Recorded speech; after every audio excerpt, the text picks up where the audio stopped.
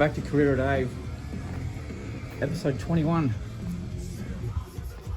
What we're going to do today is we're going to make the panels for the lighting to turn the switches on and off. So I've already cut the perspex, ready to go. I've drilled 2 holes, and I'll just show you how I drilled the holes. I was really worried I was going to break the perspex, but I didn't actually break it. I was surprised, but anyway. So what I did is I put it over the edge so it's got some support on it. Just move this back so you can see it. Yeah, so it's got a little bit of support. And then where I pinned the hole for the drilling, I just used an electric battery drill. Then I slowly push on it to drill it. I'm using, I reckon it's nearly 15mm perspex. And I'm just letting the drill bite into itself. So only a tiny bit of pressure on it because I don't want to crack it.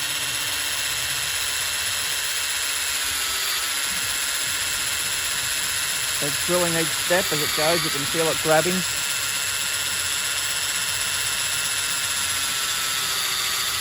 I'm up to the last bit now.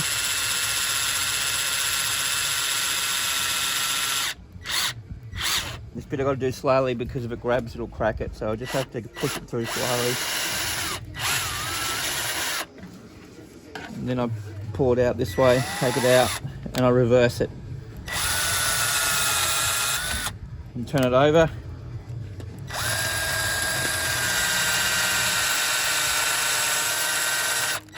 And just clean it up a little bit. And that's how you do the holes. As you can see, it's pretty thick stuff. So I'll just drill all them up, and then we'll be back in a minute. I've drilled all the holes out, so they're all done. What I'll do now is I'll take this off here and I'll paint the back of it black, not the front. I'll paint the actual back of it black, and that way the paint won't scratch off if you use it, like, you know, flick a switch and you scratch it, and you can't scratch it because the paint will be on the other side of the perspex. Alright, I'll take that off and then we'll paint her up. I'll probably use a matte black on this. Okay, so I'm just going to use some exterior paint, some matte black stuff. Just cheap export paint. Okay, we'll do that. Oh, it's a bit windy out here. I really shouldn't be doing it in the wind, but we'll see how we go.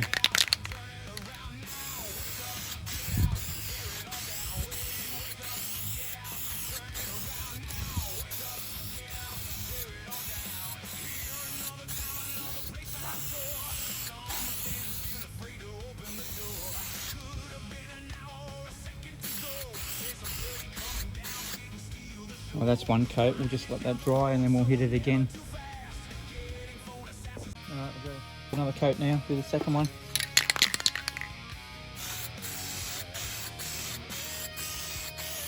This one should finish it off, hopefully.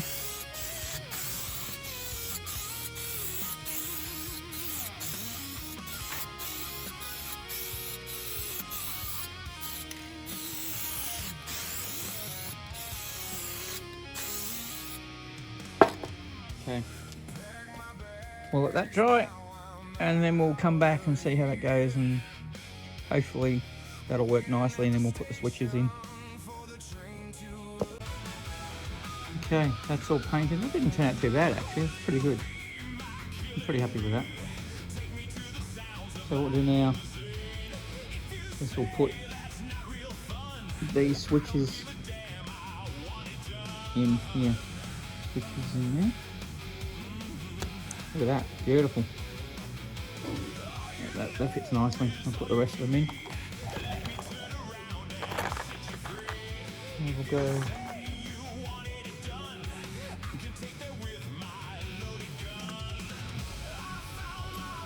got red, blue, green and orange.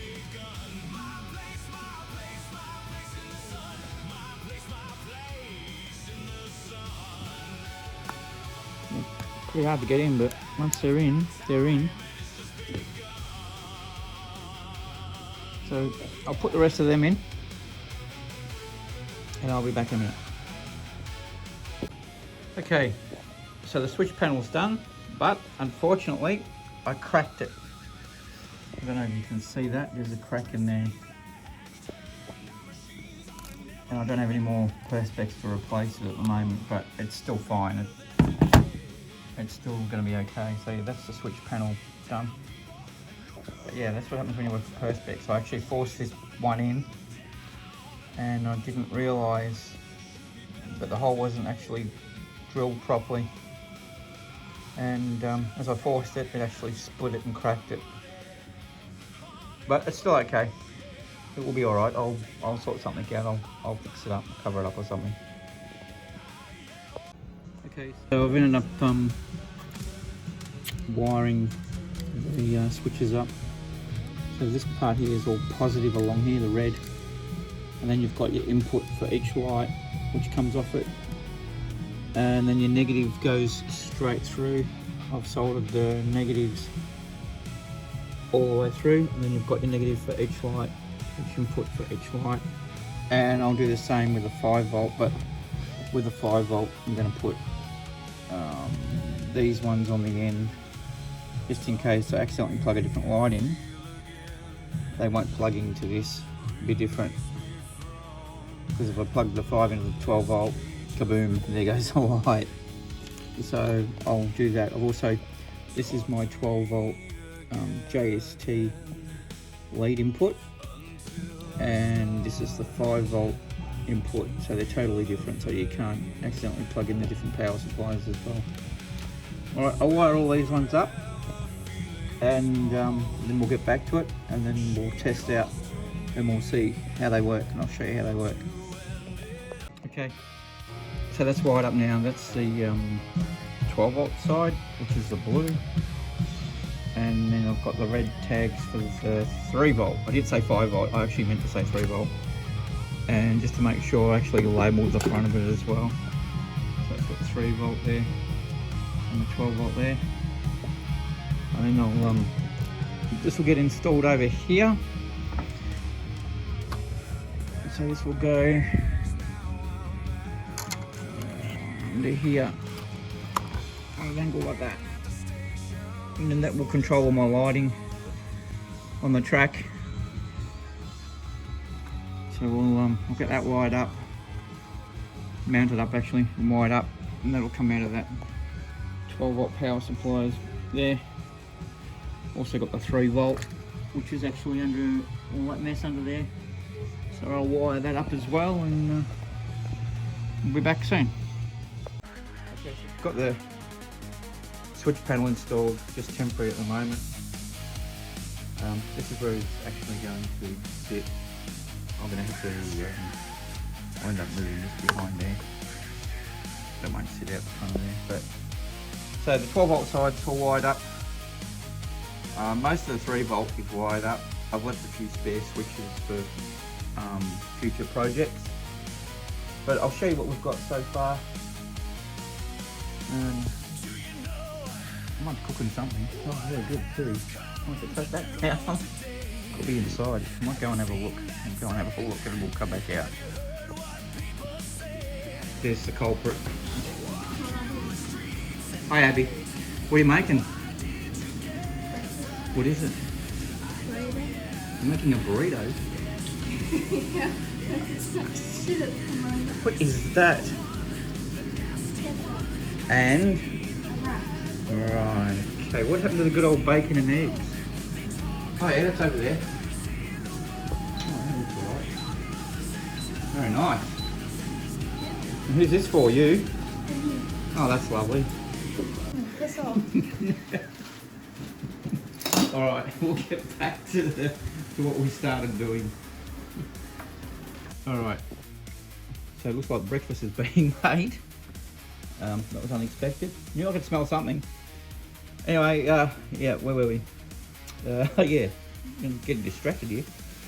Right, so I've got all the wiring done. I'll shut the roller door so you can see what I've actually added. I've actually done a few modifications in that to the track, added a few things. I'll give you an update on that as well. Yeah, I'll just go close this door and we'll be back in a sec. Okay, so the lights are off, but unfortunately we still have a skylight and it's daytime here. It's in the morning. Okay, so here's all the switches. I'll just turn them on so you get to see what they've got, like little LEDs in them. You see the LEDs? They work. Alright, so I'll show you what they all do. So the first one is the lighting over the back there, which is the stadium lighting that I made. It's pretty bright. And I've got the grandstand actually almost finished. This one's actually finished. And then I made these. This is all out of Lego, believe it or not. All this. Crazy. It's all Lego. Different type, like it's not actually Lego, it's an AliExpress Lego. Oh, and also it's a foam. 132 scale figures, not the Carrera ones, just the cheap ones you can buy, which I thought would do the same job for a quarter of the price. Also added a new section, hairpin track. I've added that in as well, so that's in there. Installed the other light tower over here. So there's another light tower over there I've installed. I've still got a few more light towers to install. The other switch is the middle light tower that I've got. It's another one, which lights up all this area here and over here. The laptop won't stay there, of course, that's just sitting up there. But I'm going to build a platform around this section here. This is just all open at the moment. And then we've got next section, which if I turn that one off for a second, is actually all the buildings. You can see them coming on and off. This building here has got a relay timer on it. So that middle section in the orange turns on and off every so often. I haven't activated it at the moment, but it's all wired up, ready to go. The next one is, this is a different edition. So where you've got your straight, I've actually got blue lights at the back of the straight. I mean, obviously the fence is not properly standing up, but it will be. But yeah, you can see there's a blue strip at the back here, which lights up the back section of it. So that'll sit under there like that. Yeah, so that will sit at the back of the track and light up the pit area. Then we've got the other light tower down here, and also the Dunlop bridge. There's a Dunlop bridge I was talking about. I think it was in the last 2 programs or something it was, where I've got the blue arch. You're going to blue arch. I also have to make another light tower down here somewhere. I will do that.